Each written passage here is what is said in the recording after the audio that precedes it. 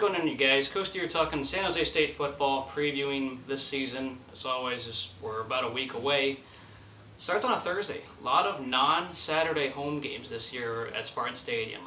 Coming off one of the best seasons in school history at 11-2. New era, really new era in Spartan sports because this whole logo has disappeared.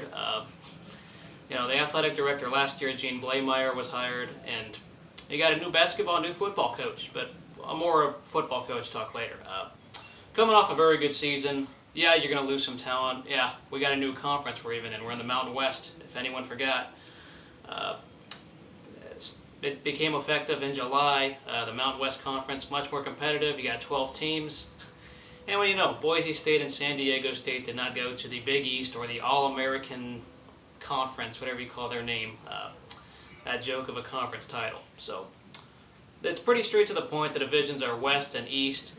Definitely, this will not be an easy road for San Jose State, but they have an argument that they can do some special things this year. Now, we look at what we lost and looking last year. Yeah, one of the best seasons, 11-2.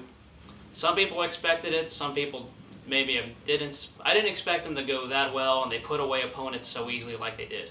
They did play some really bad teams on the way, but in the end they earned it the way they won, and they were very close to beating Stanford last year. That was a game that it was very competitive, and they almost pulled that off. But this year they lose a little bit of talent, but they're still good enough to win games, at least in my opinion. So we go back. Mike McIntyre takes the job with the Colorado Buffaloes head coach there. I'm not too mad. I've gotten over it mostly. It's more how he handled the whole leaving process. He didn't tell his players that I didn't see much accountability once the offer came. But I understand, yeah, money's an offer you can't refuse. And, you do choose a bigger school, bigger opportunity. I get that. I just wish, if it wasn't Colorado, he took a bigger program like Wisconsin or Tennessee or something, maybe I would have not been so mad. But he handled it a little bit sketchy, in my opinion. But I've gotten over it. I'm not one of those who's going to overreact, and like on the forums, I've seen some people really overreact to the loss. And it was going to happen one way or the other this past year, or after this season. It was bound to happen. So I'm not really mad in the long term. It's just right now it's kind of a sore taste in the mouth. So enter Ron Caragher, guy who comes in from USD. He was the coach who was once he replaced a guy named Jim Harbaugh back at USD. Way back in the day, Harbaugh took a job at Stanford. Caragher took over Harbaugh at USD. So enter Caragher, a guy who has local ties. He's going to have more of a West Coast offense. But it'll be interesting because David Fales, I don't think was meant for the West Coast offense, which I'll talk about later. There will be some systems. See, what's going to happen is the starters are going to operate under last year's offense because it was so explosive and exciting last year, with the pass happiness and even some better running game than you'd expect. But this in the future, I think they're going to see a West Coast pro style. But they're going to have it so that the starters can keep last year's system, and then all the reserves will be used to the future in the West Coast style. So that'll be a very big thing going forward. So let's talk about some players. First of all, offensively, David Fales, I just mentioned, one of the best quarterbacks in the nation.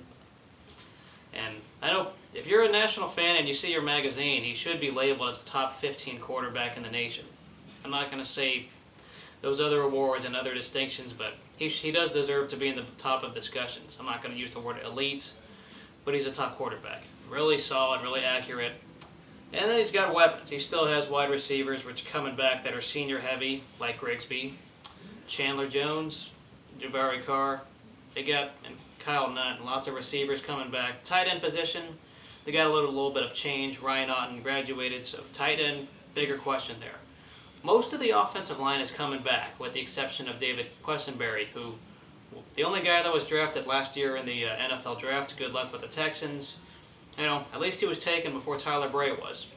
So, anyways, David Quessenberry, the only guy that's missed. Offensive line should be very good and intact for this coming season. But the running back position becomes a little younger. I feel there's more of a speed running back. I don't see the great all-purpose back right now, but there's a bunch of younger guys, and Tyler Irvin probably will be the guy. He's just more of a speed back, in my opinion. So, offensively, they should be fine. Should be good to watch. Just if something happens to Fails, the backup quarterback position becomes interesting. I think, as I said, Carragher will implement his offense next year, and this year he'll just let the offense of last year just kind of take over, because that's what Fails was meant for. Going defensively, you lose. The one thing they lost, of course, was Travis Johnson on the end. Great guy. You know, for a guy that suffered so much in the last 3 seasons before, last season 11 wins. That was more than the previous 3 years combined in wins. So for a guy like him who graduated, hey, hats off to him. Good luck whatever he's going to do later in the future.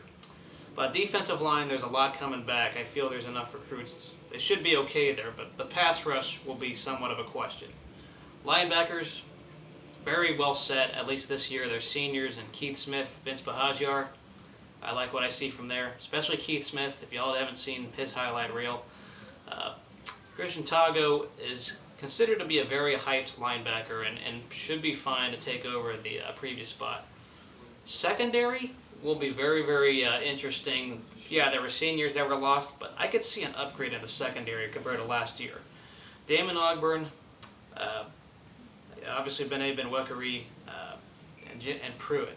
I think those guys are going to be under the radar. Well, Benwekeri did pretty well on the radar, but the others in the secondary much improved, and I think now that they're going to be full-time secondary players in the corner and safety position, they might be better than people expect. There will be some matchups that'll be interesting here and there. Austin Lopez, one of the better kickers in the league, has been accurate all season long, so that's the one thing that they're pretty solid in that position. So you go on. This team's got the tools coming back to do something this year. I think there's enough. It's pretty senior heavy in my opinion, but at least this season Carragher steps into a good situation. Going into looking at the Mountain West and the outlook. Yeah, there's some bottom feeders. There are some teams that are rebuilding, such as Hawaii, going from a really different phase down there. Teams like New Mexico, kind of under second year.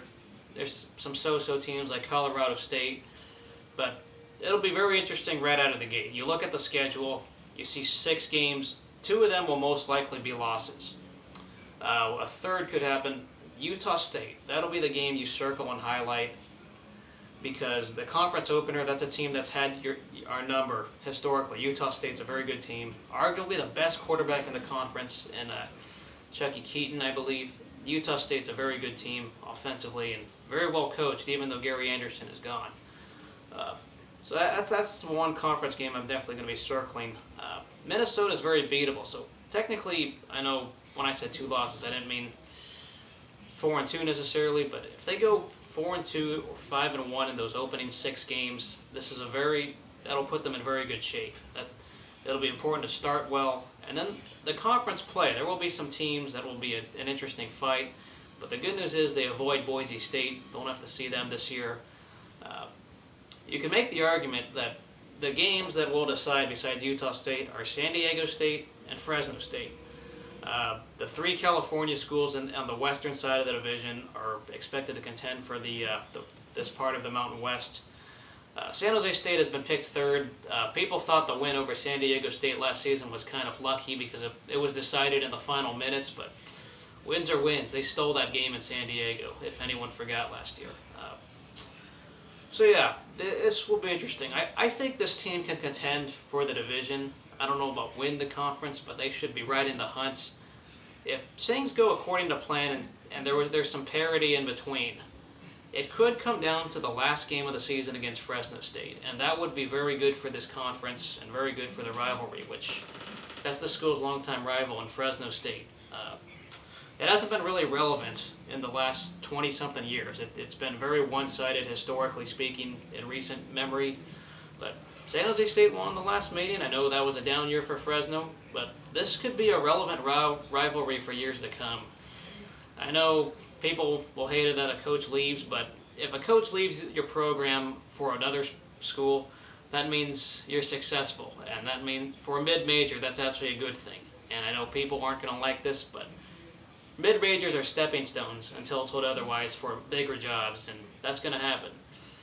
Does that mean it's a bad thing? Kind of, but also at the same time, it gives the prestige in wanting coaches wanting to take this job, not being just reluctant and trying to scrap for a good job. This is now a job that should be more attractive for years to come in the future. The field, Spartan Stadium is going to get some nice renovations, and I think the future is really bright for this program, I think, as long as Gene Blameyer is athletic director. Just kind of happy Bowen resigned and took the job at Memphis more than a year ago. It'll be very, very interesting. I think Fresno State is the unanimous favorite with what they got coming back, but I think San Jose State should be riding that hunt. It's just a matter of how well do they reload at the positions I mentioned earlier, and how well can they handle the Mountain West. They should be able to hang with anybody, in my opinion. Utah State will be very tough because that's the team that matched up really well against the Spartans in years before. So that's my breakdown. Let me know what you guys think about this San Jose State. And I might go to some games. We'll see. This will be the first time I'm actually an alum. I graduated actually this past spring. So we'll see you guys later. Go Spartans.